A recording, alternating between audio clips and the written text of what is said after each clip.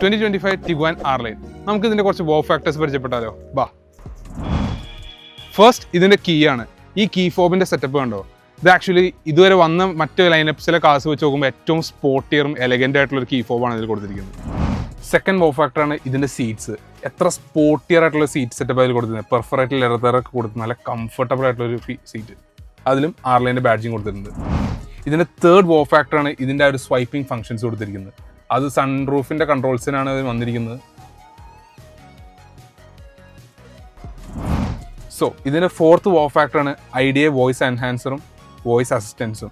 So basically സംഭവിക്കുന്നത് എന്താണെന്ന് വെച്ചാൽ ഈ ഒരു ഫ്രണ്ട് റോയിൽ നമ്മൾ എന്ത് സംസാരിച്ചാലും ഇപ്പോൾ ഡ്രൈവറും കോ പാസഞ്ചറും എന്ത് സംസാരിച്ചാലും അത് മൈക്ക് ത്രൂ ഓഡിയോ ക്യാപ്ചർ ചെയ്തിട്ട് റിയറിലെ സ്പീക്കറിൽ കൂടി പ്ലേ ചെയ്യും. അപ്പം നമുക്കിനി ഇതിൻ്റെ ഒരു ഡെമോ നോക്കാം.